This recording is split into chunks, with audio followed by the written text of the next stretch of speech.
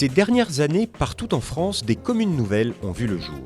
Si elles n'étaient que 25 en 2014, début 2016, nous pouvions en compter 343 sur l'ensemble du territoire. Un développement important, rendu possible par la modification de la loi sur les communes nouvelles, mais également par la mobilisation de nombreux acteurs comme Mairie Conseil ou l'Association des maires de France.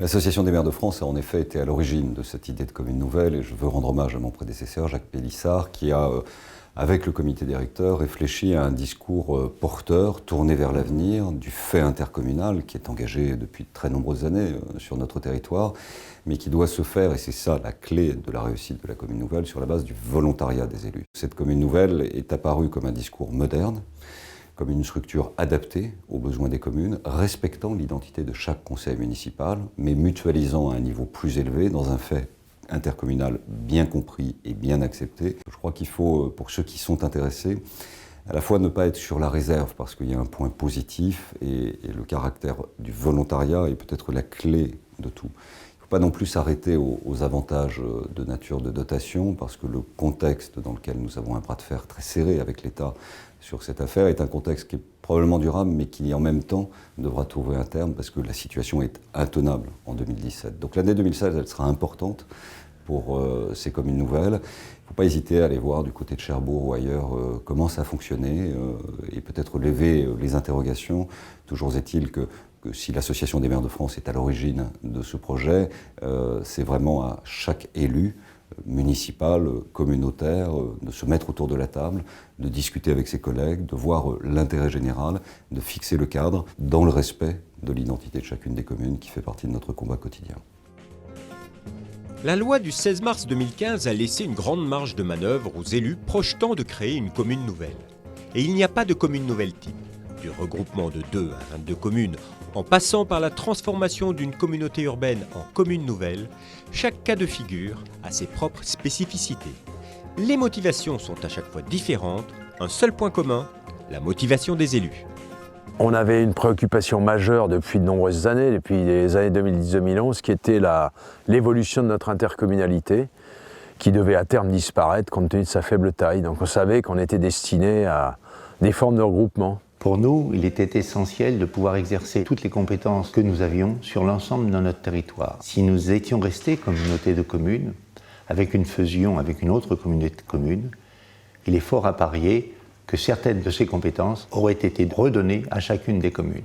Il aurait été alors très difficile de faire exercer ces compétences par un groupement de 4 ou 5 communes autour d'un équipement scolaire que nous avions réalisé.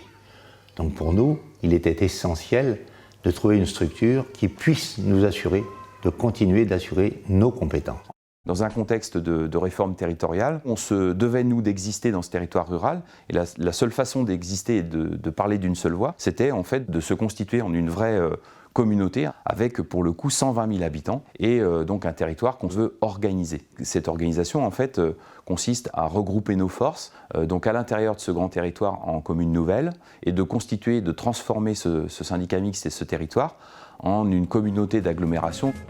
La fusion des 2 Normandies, la création de cette grande Normandie est un élément important puisque la question essentielle c'était quelle finalement allait être la place de notre territoire dans la Normandie de demain, dans la France de demain et dans l'Europe de demain.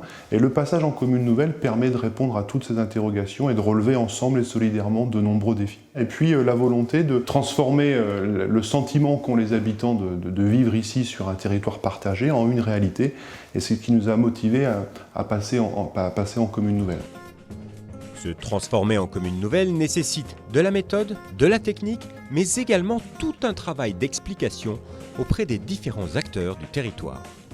Au départ, c'est un peu, on découvre, on a beaucoup d'informations qui arrivent, il faut analyser tout, il faut poser tout, on a beaucoup de questions, donc il faut avoir quelqu'un en face pour nous éclairer, pour nous répondre clairement. Et c'est vrai que Mairie Conseil et l'AMF nous ont vraiment aidés pour arriver à avancer, quoi. Et c'est vrai qu'à la sortie, c'était beaucoup plus clair pour nous. On a pu mettre en place la charte. C'est vrai que c'est des gens sur qui on peut compter. Nous avons écrit ensemble une charte de gouvernance qui fait part très clairement des missions confiées à la commune nouvelle et des missions qui restent dans les communes déléguées, principalement l'ensemble des missions dites de proximité, finalement tout ce qui va toucher la population de la naissance jusqu'à la mort, l'ensemble de nos grands services de proximité. Donc dans les missions que va exercer la commune nouvelle, on retrouve toutes les grandes missions transversales, à la fois les grands services publics, et puis le développement économique, les transports publics urbains, finalement tout ce qui fera demain le développement d'une agglomération et d'une ville de 84 000 habitants. La difficulté, c'était de décider, nos collègues, de leur expliquer que les communes ne disparaîtraient pas en tant que telles et que la vie de nos concitoyens ne serait pas changée par l'arrivée de la commune nouvelle. C'était un élément très difficile à faire accepter par nos concitoyens et par nos élus. On a rencontré également donc les agents communaux et communautaires. Les agents des communes étaient peut-être un peu plus inquiets, étant habitués à une entité modeste, avec une proximité. Il y a certainement des inquiétudes par rapport à une évolution vers une collectivité plus importante. On a rencontré également les chefs d'entreprise pour leur expliquer en fait la portée de notre projet et l'importance de ce projet de création de communes nouvelles pour l'attractivité et la dynamique de notre territoire. La création d'une commune nouvelle demande donc une mobilisation de tous les instants. Mais ce travail, ces nouveaux fonctionnements en commune nouvelle, offrent de nouvelles perspectives pour le quotidien des territoires. Le fait de passer en commune nouvelle nous aide à régler des dossiers compliqués. Chez nous, on a un problème d'école. Notre système d'école va se pérenniser grâce à la commune nouvelle. Bon, ça, c'est un avantage important pour une commune rurale, c'est évident. Deuxièmement, on a un avantage financier très important procuré par cette loi du 15 mars 2015. L'intérêt de la commune nouvelle, c'est la capacité à investir. Et l'investissement d'aujourd'hui, c'est le service de demain qui est attendu par la population. Le fait de se regrouper, donc de 10 et ne faire plus qu'un, c'est aussi garantir en fait une capacité d'investissement sur des équipements structurants. Pour le coup, des vrais équipements d'ampleur à l'échelle de la commune nouvelle qui vont permettre aussi d'améliorer la qualité et de pérenniser ces services en proximité à la population. Le bilan est positif puisqu'on a maintenant une vue sur l'ensemble du territoire. On sait où on va. On sait que pour le développement du territoire, il ne faut pas simplement développer que Tingebray, il faut aussi développer Saint-Jean-des-Bois, Larchant, Sresnes, Saint-Cornier-des-Landes, Yvrande, qui font partie du même territoire. Aujourd'hui, nous pesons 5300 habitants sur un département de l'Orne de 300 000 habitants. Ça veut dire que cette commune compte.